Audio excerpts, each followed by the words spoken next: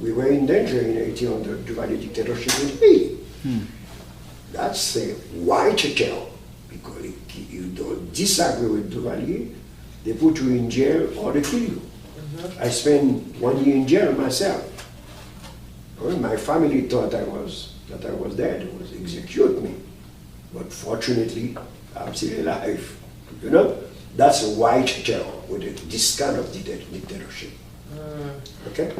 Where were you? Were you at Fort Dimanche? Fort Dimanche, yeah. Okay. A lot of people die in Fort Dimanche. That's why very often I talk about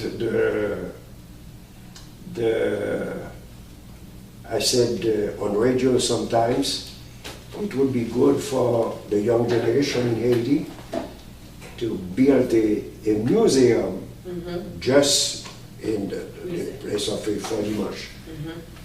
That's what they do in a lot of countries. Yeah. They do that in Cambodia, where 12,000 people died in a prison in Cambodia when Pol Pot was in power in 1979.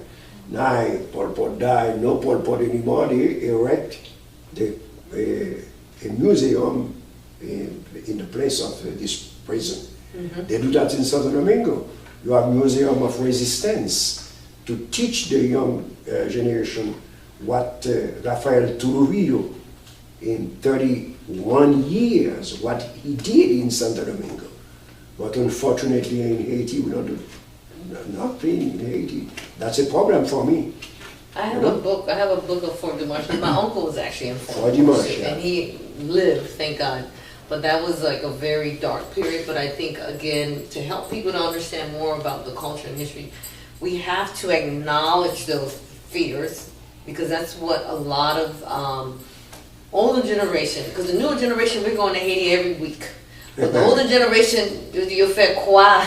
Jamais retourner to Haiti. They do the cross sign, like they would never go back to Haiti because what they experienced 40 years ago. And the guy was like, well, you know, do you blame them? Me personally, I feel that I wasn't there, and I'm sure the events were horrific. But for you to evolve as an individual, you have to forgive those people. And that will be a liberation to you, because it will fall off of your shoulders.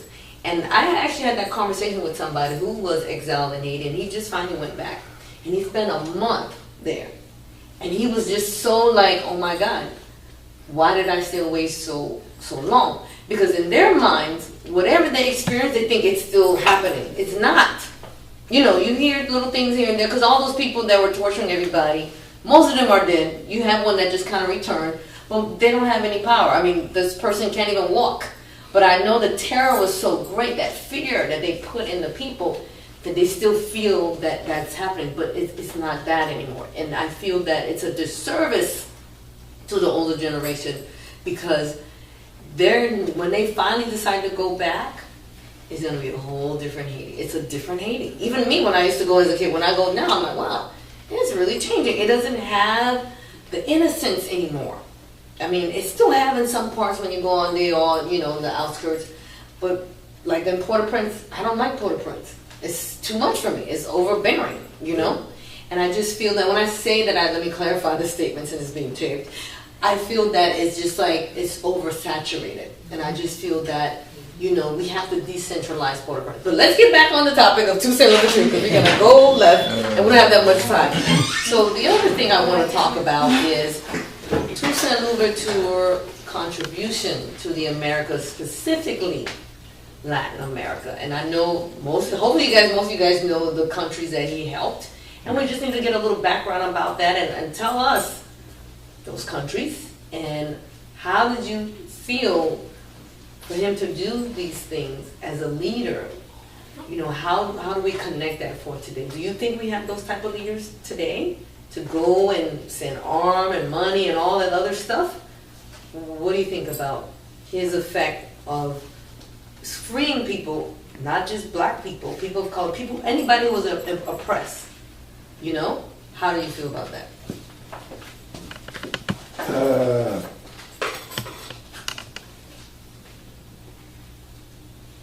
There is a guy, he is a teacher in West Indies University. He is a Cuban American. He has a book, a very good book. The title is The Open Wound. He has a chapter in this book about the contribution of Haiti to the world. To the world. And to his own country, Cuba. And the title of this chapter is the Syndrome of Haitian Evolution. A very good chapter to read, you know.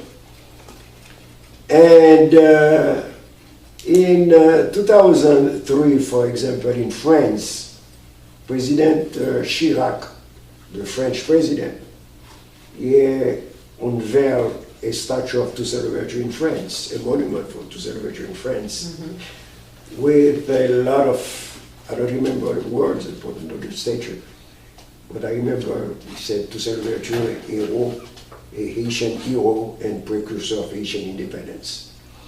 So Toussaint Louverture was a universal guy. If you talk about decolonization, today you have to go back to Toussaint Louverture. Every historian from every country from the world, they talk about that, the collision of Toussaint Louverture, you know. And I remember another historian from Pennsylvania University. He said very often we talk about Louisiana, we said we American, we bought Louisiana from France. He said, no, the main buyer of Louisiana is Toussaint Louverture, you know. So I would spend all the night about this kind of opinion from history everywhere about Toussaint Louverture. That's why I told you at the beginning, Toussaint Louverture is a very complex hero, you know. A lot of facets we can do in 1 hour, 2 hours. You can say maybe 2 or 3 words about each facet. Maybe if you want to develop each facet, you will spend the whole night here, you know. And I don't know what else to say about it. I have a question for you. Okay. Well, you mentioned he has so many facets. Why is that? Do you think because he constantly was reading, or because his worldly affairs? Like, why? What is it that created all these different facets about Toussaint? You have to understand the kind of situation, in what kind of situation Toussaint Louverture was. When you have in this kind of situation, you have to think to be able to get out of this kind of situation, you know? And that's why, if you look at the history, you had a lot of generals during 18th and 19th century, for example, Lafayette from France, who helped a lot the United States during the revolution in the United States. Lafayette was general 19 years old. He was 19 years old. General at 19 years old. He was 19 years old when he was general, you know? So it depends the situation, the environment, you know? And very often some people said he was a great man. Man, we in history, we say, it depends on the situation. If you consider Charles Bailey, Haitian history, Toussaint Louverture, Charles Bailey was a very important general like Toussaint Louverture. Jean-Jacques Dessalines was a great general like Toussaint Louverture. the situation where they were living contribute to give them this kind of personality, you know. So now it's very difficult for you to do exactly the same thing in Toussaint Louverture. You can't, because you are not in the environment, you are not in the situation. But when they put you in very difficult situation, you could do maybe greater things than Toussaint Louverture. It depends on the situation. That's what the sociology teach us.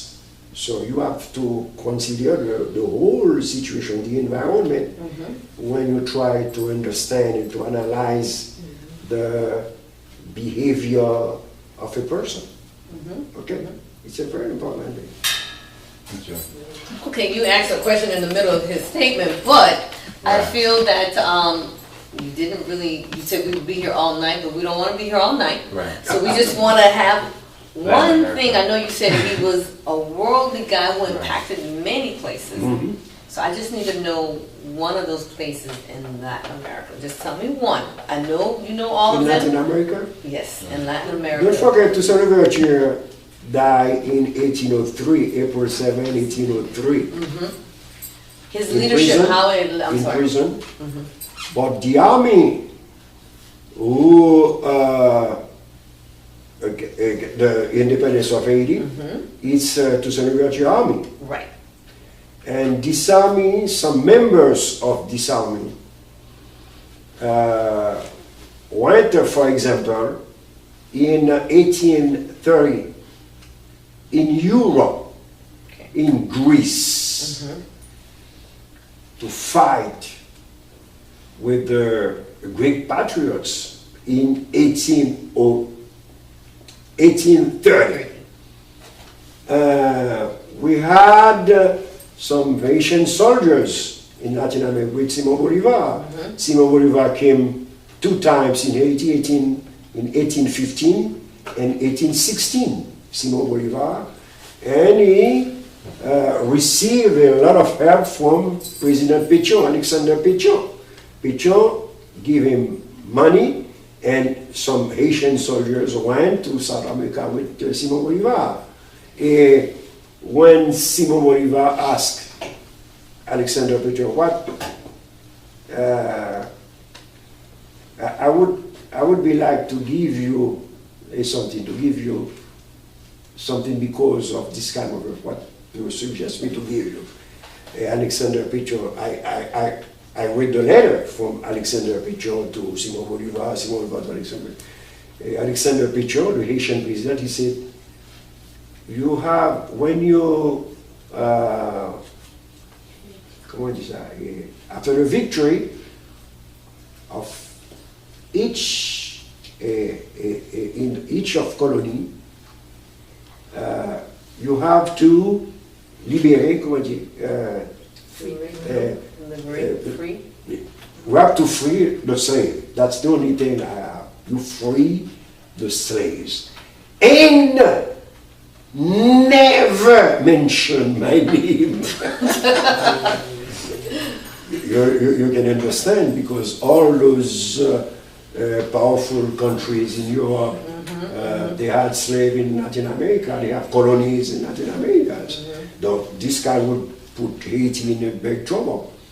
In 1861, for example, when Fab Nicolas Geoffroy, Haitian president, 1861, Geoffroy helped a lot of Dominicans.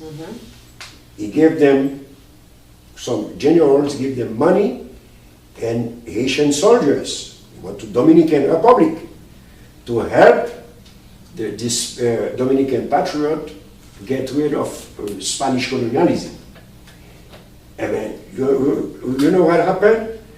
In 1862-63, Spain sent his flotte bateau against Haiti. That's what we call Rubalcaba affair, because the leader of those people was his name was Rubalcaba. That's what we call in 1865, Rubalcaba affair. In Haiti, paid $200,000 to spend because of that. But the Dominican people, they kicked them out of the country thanks to Haiti, you know, in 1861, you know. So we help everybody. Even in Europe, I was talking about Greece, you know. I would say the same thing about Belgium, same thing, you know. That's why I said every country in the world. We are very small as a country, Haiti, but we did a lot of big things. Well, that's really powerful that you said that, because it's basically a lot of strategy. And for me, I just feel that, you know, they say a leader is someone who continues to, long after they're gone, their legacy is continuing to be there. And I think that's what Toussaint Louverture did. Even though he died in Paris, but the systems, because we were like, oh, we got to have a system in place. The system that he put in place helped the generals and the people who were part of his army continue to believe in that vision that he had and help people. Go ahead, and then we're going to take questions from the audience. Yes, I was going to mention Venezuela. I know Haiti had a lot to do with Venezuela getting their independence. They had a hand in Cuba as well. And that is why Cuba and Venezuela, to this day, they always donate towards Haiti, because they always feel as if they are, they owe Haiti, you know, for what we did back then. That's right. And as a matter of fact, I want to mention something that Danny Glover has been working on for quite some time now. I think about 20 years. The movie, right? It's about 20 years. It's been a long time. The funding, President Chavez donated like 17